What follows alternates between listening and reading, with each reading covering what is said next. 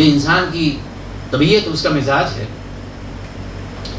کسی غلیظ کوٹری میں کمرے میں غلاظت بھر کے کسی کو رکھ دیں، بلکہ غلاظت کیا، خوشبو ہی بند کر کے رکھ دیں، تو تھوڑی دیر کے بعد پھر اس کا جو ہے نا وہ اسی جیسا ہو جائے گا. یہ نہیں کہ آپ خوشبو ہمیشہ سونگتے رہیں گے اور بدبو ہمیشہ سونگتے رہیں گے.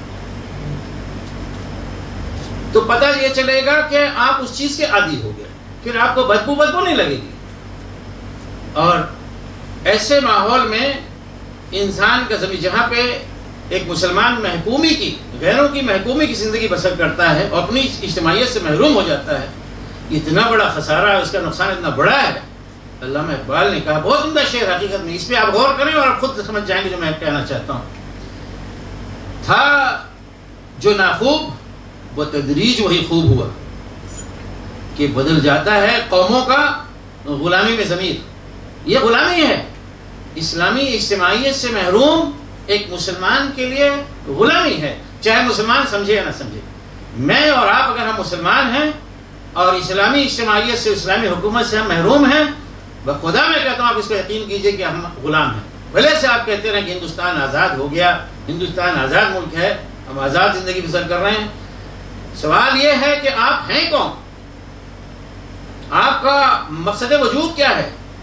آپ کی زندگی کا مشن کیا ہے؟ آپ دیکھیں، اگر وہ مشن آپ کر رہے ہیں، اس کی آزادی ہے، وہ پورا کر رہے ہیں اور اس مشن کے مطابق زندگی بسر کر رہے ہیں، تب تو آپ کہہ سکتے ہیں کہ آپ آزاد ہیں. بھلے سے آپ کے اس ملک میں بہت ساری تمدنی اور تہذیبی سہولیات نہ حاصل ہو، اس کے باوجود آپ کہہ سکتے ہیں، فخر کے ساتھ کہہ سکتے ہیں کہ آپ آزاد ہیں. لیکن اس میں آپ کو ہر قسم کی آسائش فراہم کر دی جائے، لیکن اگر آپ کا مقصد وجود چھوٹ گیا، اپنے مشن سے آپ دور کر دیے گئے، یہ غلامی اور محکومی کی زندگی ہے. لیکن آج مسلمان کا المیہ یہ ہے کہ صدیوں کی غلامی کے بعد، صدیوں کی پستی اور انحطاط کے بعد، اس کے دل سے وہ بات ہی ختم ہوگی، وہ شعور ختم ہو گیا ہے. وائے ناکامی متائے کارواں جاتا رہا، کارواں کے دل سے احساس زہر جاتا رہا. تو وہ پہلا شعر جو میں نے کہا کہ تھا جو ناخوب بتدریج وہی خوب ہوا. میں کس چیز کو گناؤں؟ آپ ہندوستان میں دیکھ لیجئے کس چیز کو گناؤں کہ جو ناخوب تھا اور خوب ہو گیا ہے، کہ بدل جاتا ہے قوموں کا غلامی میں ضمیر. ہوتا یہی ہے، جو باطل نوازی اور اسلامی حس کا کھو جانا ہوتا یہ ہے کہ جب ایک غیر اسلامی اجتماعیت میں، غیر اسلامی معاشرے میں ایک مسلمان ہوتا ہے اور اس کی حس صحیح ہوتی ہے، اس کا شعور درست ہوتا ہے، وہ حلال و حرام کو جانتا ہے، تو اس کے سامنے پہلے جب کوئی چیز غلط آتی ہے تو اس سے ویسے ہی محسوس ہوتا ہے کہ جیسے مثال کے طور پر صاف ستھری جگہ پہ لا کے کوئی جو ہے نا یہاں پہ غلاظت پھینک دے آپ کے سامنے، تو آپ اپنا چہرہ آپ کا بگڑ جائے گا، ناک بھاؤں سے کوڑیں گے، برا لگے گا آپ کو. اسی طرح سے کوئی ناجائز کام جب وہاں پہ ہوگا آپ کے سامنے تو پتہ چلے گا، آپ کو خراب لگے گا. لیکن ایک دن، 2 دن، 3 دن، اس کے بعد ہم ہنسنے لگیں گے. مثال کے طور پر آپ کے پاس شراب آئی، آپ کے محلے میں شراب کی دکان کھل گئی مسجد کے بغل میں، آپ کیا کریں گے؟ شراب کی دکان مسجد کے بغل میں کھل گئی. غالب نے کہا تھا مسجد کے زیر سایہ خرابات چاہیے، تو وہ مسجد کے زیر سایہ اگر خرابات کھل گئے آپ کیا کر سکیں گے اس میں؟ پتہ چلا پہلے دن مسلمان سارے کھڑے ہو گئے، جوش میں آ کے ڈنڈا لے کے نکلے، صاحب واہ واہ، اور پولیس والے آئے، اتنے زیادہ ان کے مقابلے میں ڈنڈے لے کر آئے، پٹائی کر دی، کیونکہ مسلمان ہیں. مسلمان پٹائی کرنا آسان ہے، گولی بھی چلا دینا آسان ہے. اس کے بعد ختم.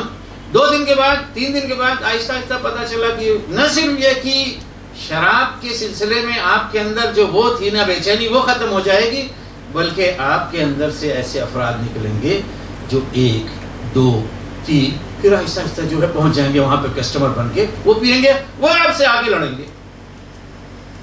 آپ درس دے رہے ہیں، پورک جو ہے وہ شراب بیچی جاتی ہے اور خنزیر کا گوشت بیچا جاتا ہے، تو کون کوئی ہندو آگے یہاں پہ دفاع کرتا ہے؟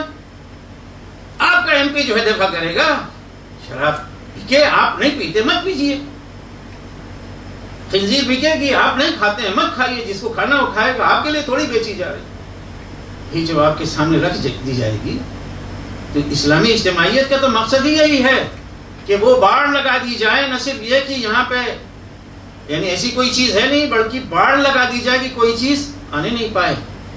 اگر نیک آدمی بن جاتا ہے تو نیک بننے کے بعد نیکی کی حفاظت کی جاتی ہے. یہ نہیں کہ آپ اپنا گھر بنا کے گھر کے اندر کمرے ہیں اور اس کے اندر سامان اور سارا جو ہے خزانہ لا کے رکھ دیا, آپ نے دیوار جو ہے چار دیواری بنائی نہیں, اس کی حفاظت کا دروازے بنائے نہیں, کھول دیا. ایسا نہیں ہے. اپنے گھر کی حفاظت کے لیے سب سے پہلے چار دیواری بنائی جاتی ہے. دروازے جو ہے بالکل جس حد تک آپ کے گھر کے اندر مال ہوتا ہے اسی حیثیت کے مطابق جو ہے آپ اس کا سیکیورٹی کا اور سیفٹی کا جو ہے بندوبست کرتے ہیں. گھر کے اندر چھپی مال و دولت اس سے کہیں زیادہ قیمتی مال و دولت ایمان کی مال و دولت ہے. آپ کی دینی اور اخلاقی قدر و قیمت کی جو ہے مال و دولت ہے. یہ چیز اس کو بیرونی خطرات سے, چوروں سے, ڈاکوؤں سے بچانے کے لیے ضروری ہے کہ اس کا اہتمام کیا جائے. اسلام اس کی حفاظت کے لیے اسی قسم کا جو ہے کیا ہے اجتماعیت قائم کرتا ہے. تیسری چیز میں نے بتایا باطل, یہ اجتماعیت جب ختم ہو جائے تو یہ جو نقصانات ہوتے ہیں وہ یہ کہ باطل نوازی شروع ہو جاتی ہے اور اسلامی حص جو ہے وہ ختم ہو جاتی ہے, ہوتے ہوتے ہوتے جا کے مر جاتی ہے. تیسری چیز لازماً اتباع دین کا جو ہے نقص. اگر بڑی مہربان کوئی حکومت, اسلامی حکومت نہیں ہے, ہندوستان اس لحاظ سے بہت بہتر حقیقت میں ملک ہے کہ دستور اس کا بہت کچھ آپ کو حقوق دیتا ہے, لیکن کتنے بھی حقوق دے وہ کاغذ پہ لکھے ہوئے ہیں. پھر بھی لازماً دین کا نقص یا اتباع دین کا نقص یعنی کمی اس میں جو ہے آ جاتی ہے. آپ دیکھیں یہ حدیث آپ کو معلوم ہے, رسول اللہ صلی اللہ علیہ وسلم نے کسی موقع پہ خواتین کو کہا ناقصات الدین, دین کے کا نقص ان کے اندر پایا جاتا ہے, دینی اعتبار سے نقص پایا جاتا ہے خواتین کے بارے میں. آپ نے کوئی مذمت نہیں کی تھی, ایک حقیقت بیان کی. کیوں کہ ایک فطری مجبوری ان کی ہے جس کے تحت یا جس کی وجہ سے انہیں نماز چھوڑنی پڑتی ہے. اللہ کی طرف سے اجازت ہے, اللہ کے رسول صلی اللہ علیہ وسلم کی طرف سے اجازت ہے, لیکن آپ دیکھیں کہ نماز سے محروم ہونا اگرچہ ان کو اجازت ہے, اس پہ کوئی مواخذہ نہیں ہے, کچھ نہیں ہے, لیکن اب اس اور ایک فطری جو ہے وہ ہے ضرورت جس کے تحت یعنی ان کے بس میں نہیں, ان کے اس میں اختیار میں نہیں, کیا ہے نماز نہیں پڑھ سکتی. آپ نے فرمایا کہ دین کا نقص ہو گیا. بھئی اتنے دن کی نمازیں چھوٹی, اتنے دن کی تلاوت قرآن چھوٹی, بہت ساری چیزیں چھوٹ گئی. تو وہ نقص دین اور اس کے بالمقابل وہ نقص دین جو جہاں پہ کوئی مجبوری نہیں ہے,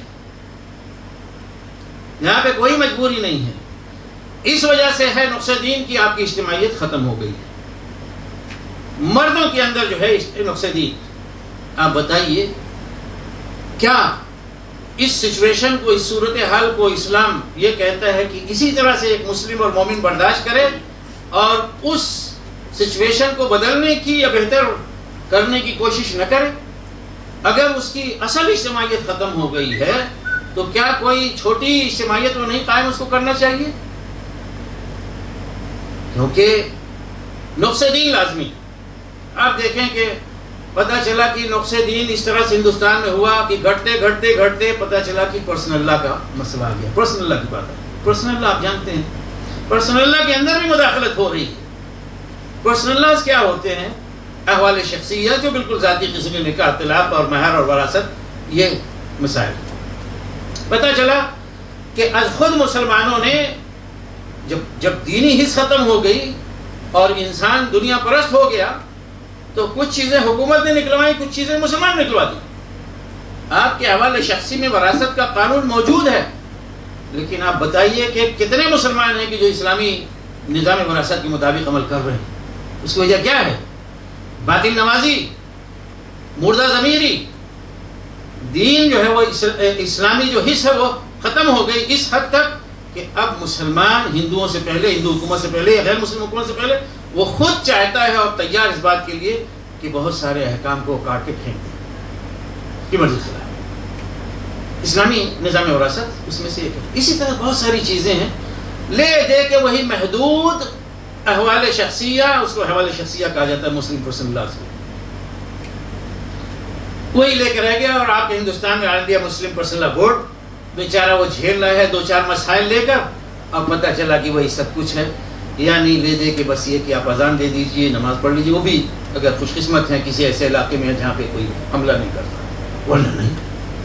تو یہ اجتماعیت کے فقدان کا نتیجہ ہے۔ اب یہ ہے سوال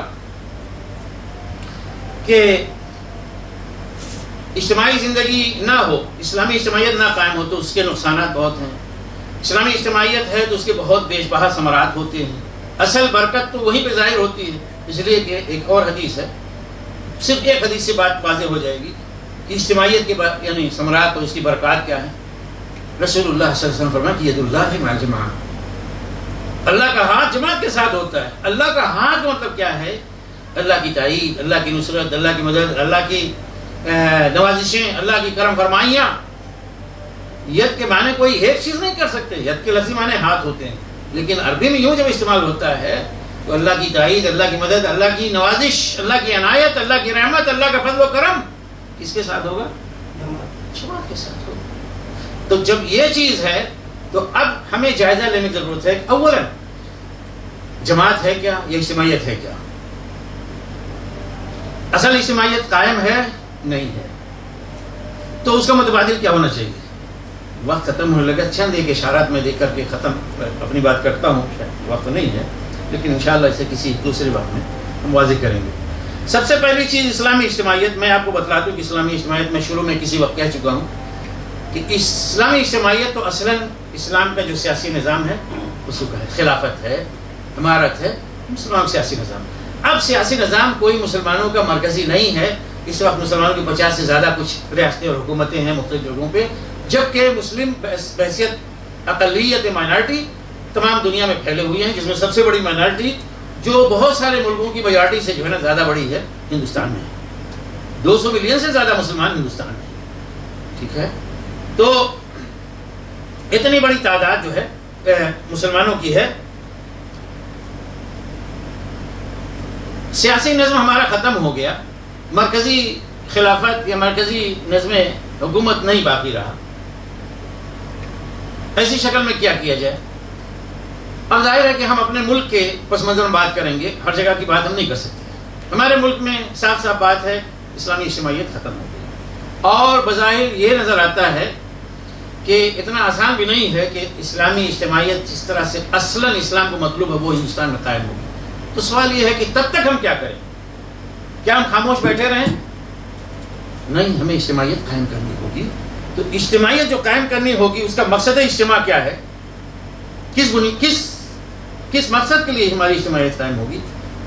بہت واضح ہے قرآن شریف میں، وَكَذَلِكَ جَعَلْنَاكُمْ أُمَّةً وَسَطًا لِتَكُونُوا شُهَدَاءَ۔ یہ ہے آپ کی حیثیت امت کی عزت کی۔ ہم نے تمہیں امت وسط بنایا، درمیان کی امت یعنی بہترین امت، تاکہ تم لوگوں پر گواہی دینے والے بنو۔ کس چیز کی؟ دین حق کی گواہی دینے والے بنو۔ یہ آپ کی ذمہ داری ہے، ہر مسلمان کی ذمہ داری ہے۔ اب مسلمان دین حق پہ نہ عمل کرتا ہے نہ جانتا ہے تو کیا وہ شہادت حق کا فریضہ انجام دے گا؟ لیکن واقعہ یہ ہے کہ اگر آپ ہیں اور واقعتاً ہیں خیر امت اور امت وسط سے تعلق رکھنے والے، امت اسلامی سے تعلق رکھنے والے، تو ہر ایک مسلمان کی ذمہ داری ہے کہ شہادت حق وہ فریضہ انجام دے۔ مزید فرمایا کنتم خیر امت اخرجت للناس، کہ تم بہترین امت ہو جسے میدان میں لایا گیا ہے لوگوں کی خدمت کے لیے، کہ تم معروف کا حکم دیتے ہو اور منکر سے روکتے ہو، یعنی امر بالمعروف نہی عن المنکر۔ قرآن شریف میں ایک اور جگہ ایک لمبی آیت میں ان اقیم الدین آخر میں فرمایا گیا کہ ہم نے تمہیں وہی دین دیا ہے جو حضرت نوح کو اور دوسروں کو دیا تھا، اور اس بات کی ہدایت دی کہ